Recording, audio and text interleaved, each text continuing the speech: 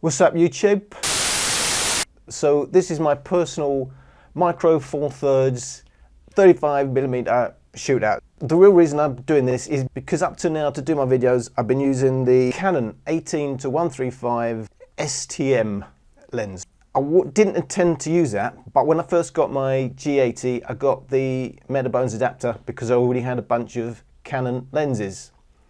And I was so pleased with how well the 18-135 was doing with the Metabones, I held back on getting what I've had to get eventually anyway, the Panasonic Lumix 12-35 f2.8 Mark II. The reason I've actually ended up getting that, because it's not cheap. Now you do get them a lot cheaper than the advertised retail, but retail on that, £880. Now, if you take a chance on eBay and you get it from Hong Kong, places like that, you can get it a lot cheaper. I have to admit, I didn't pay full retail for that. I took a chance and I've ended up being pretty happy. And in fact, I've done that a lot. I've never really fallen in the cart that way. However, some people will not want to go that route. I'm just saying, when I compare these, I'm going to give you full retail. Obviously, you can get them a lot cheaper. So full retail on the 12-35mm, $880. It's a lot of money. Get the Canon, half that, 400. Well, actually, you can get it a lot cheaper, but I already had that, and that's the point. Now I've got the Metabones. When I first got it, pretty happy with it. Using it for still photography, not a problem to me. It's slightly slower to focus than using a native Panasonic lens on the G80. However, it's still pretty good. It's just that Panasonic's focus system on the new lenses, new cameras is really, really good. So, but I have to say, it was only a fraction slower, and I only really noticed it when I did an A/B comparison video, which is something I put up on YouTube, and then it was quite obvious the difference. However, in use, it's not that obvious. However, if you're doing something that requires fast focusing, refocusing, it's not ideal. Now, when it comes to video, it is a different story. In videos, sometimes it will focus. Now, if you're not actually videoing at the time and you're trying to focus, it's like focusing a still image. It's really good. But there are times, even with still images, it does miss. It says it's focused and it hasn't. You don't get that.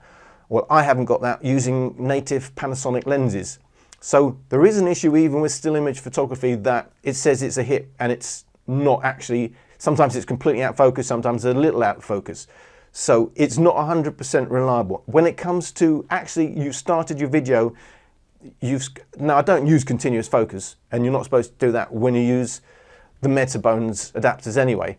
However, if you set it up so you can single press focus while you're still videoing, it's pretty poor, I have to say, using this lens and all the others with the Metabones, using Canon's own lenses with the Metabones adapter.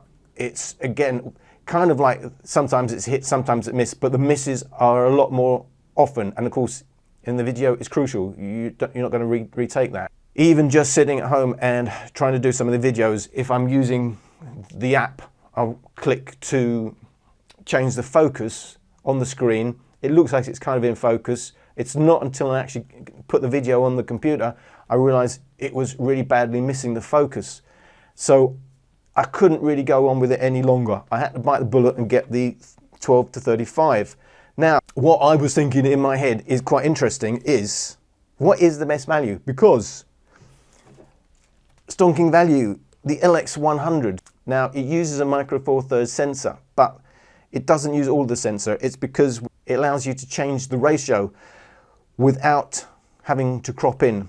So, although it's a micro 4/3 sensor, it's kind of like using a 1-inch sensor in terms of the image quality and in terms of low light.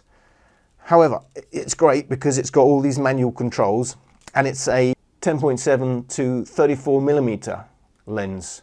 Now I'm using native. Obviously, in 35mm terms, you double that. So for here, I'm saying 12-35, 35-100 is the native focal distance without saying the 35mm equivalent. So I'm thinking, I wonder how they all compare at 35, because they all do 35mm. 35-100, 12-35, 11-34, basically 35, 18 to 135, use it with my Metabones 0.71 adapter, becomes 13 to 96.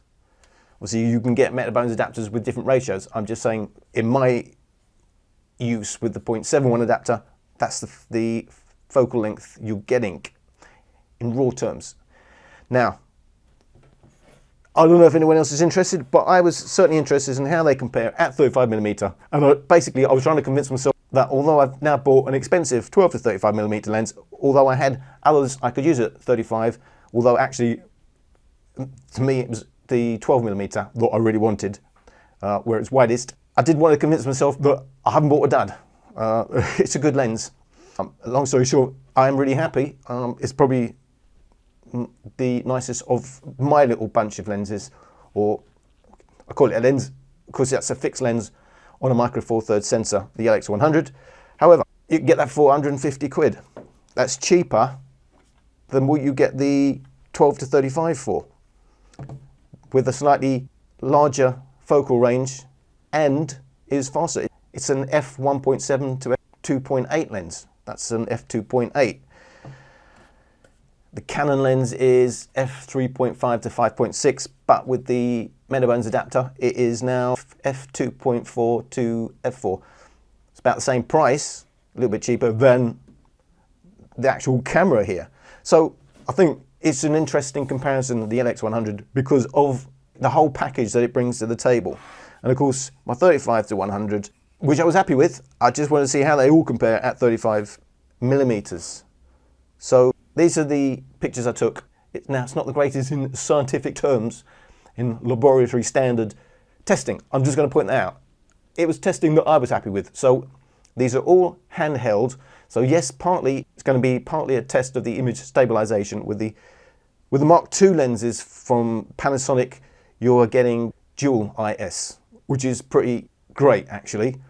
With the Canon lens, I use the in-body stabilization, and of course, the lx100 has its own image stabilization. However, I've shot everything at f2.8, so the shutter speed was pretty high, so it should negate any of those real differences. I was more interested in the image quality. I have to also point out, I made a huge blunder. I had a brain fade and I set the Canon lens to 35mm without registering that it should be at 50mm to make up for the 0.71 adapter. So what I've done in post is I've cropped it in a little bit to try and match them. But you do get an idea. So anyway, these are the images I took. So it's pretty consistent, as you will see. I think in all of the pictures, the 12 to 35 is the sharpest, most pleasing to the eye, at the same focal distance. So I think it's pretty consistent at 35mm. The 12 to 35 does beat out the 35 to 100 each and every time in terms of pleasing to the eye and sharpness.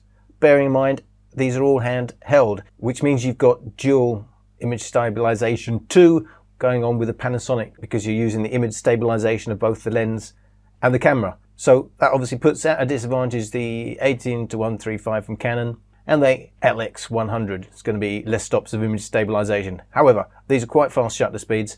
I wanted to see, you know, in the real world, handheld, what's a consistent result? And there's no doubt. So here we are, 12 to 35, 35 to 100.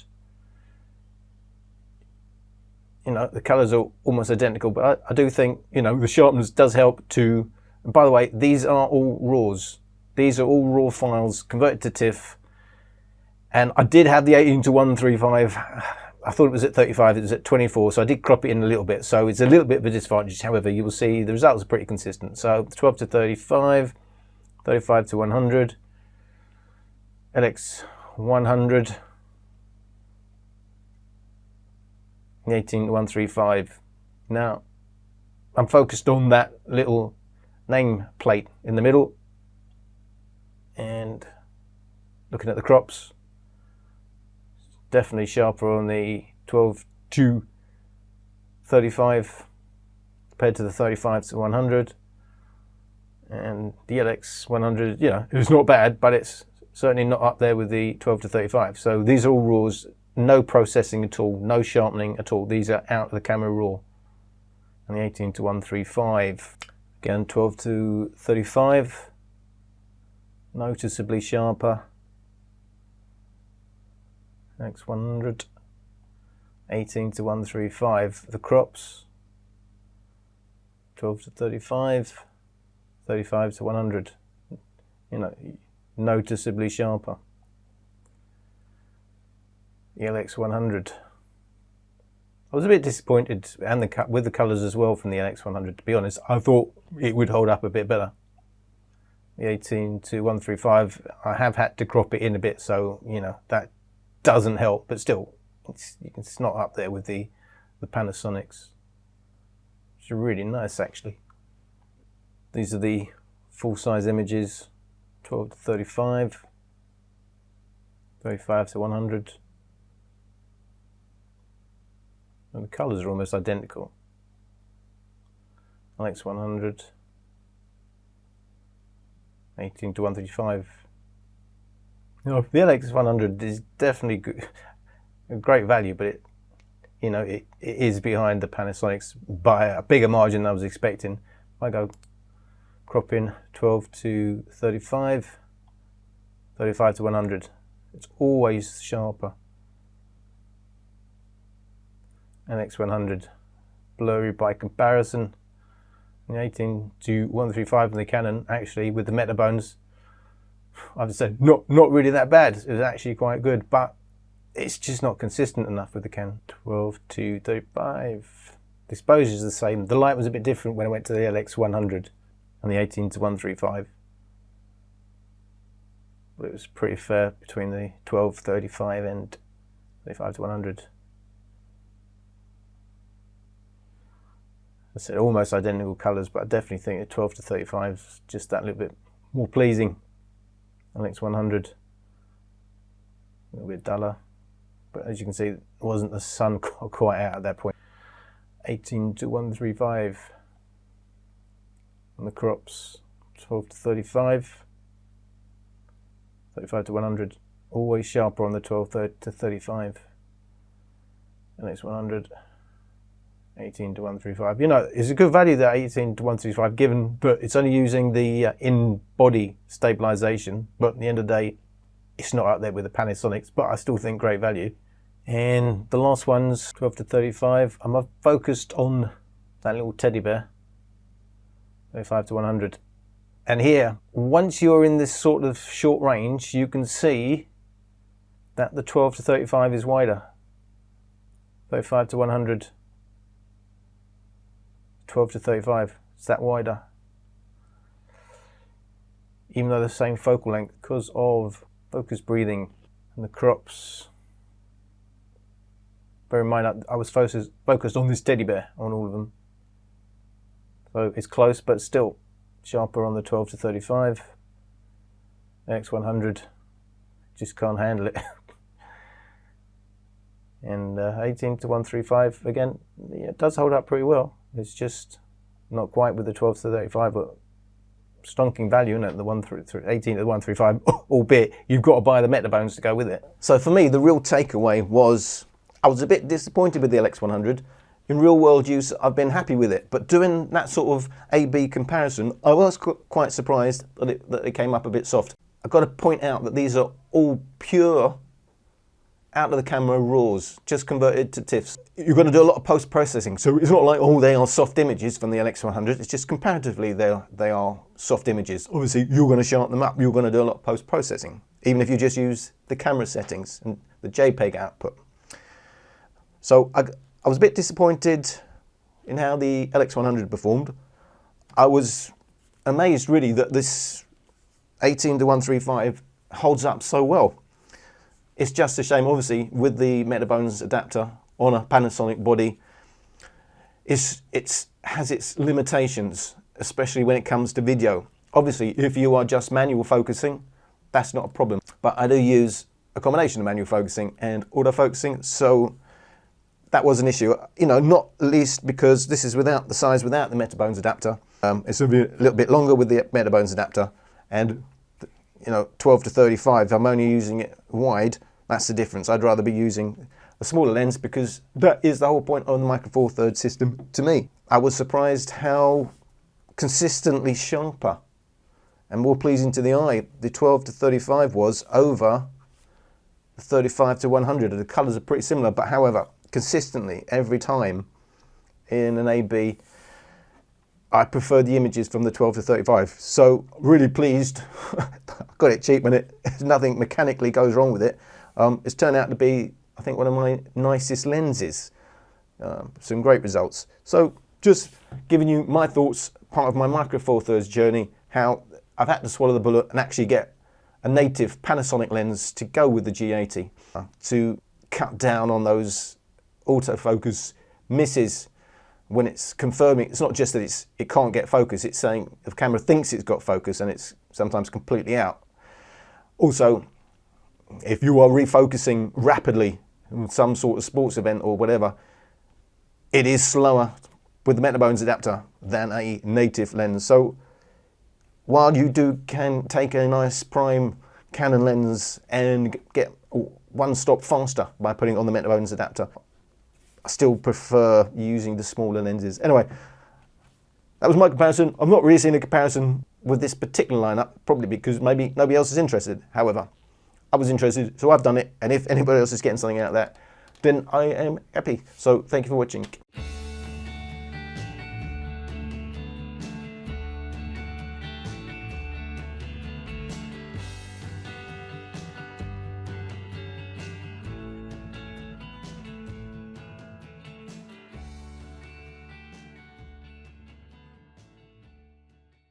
UK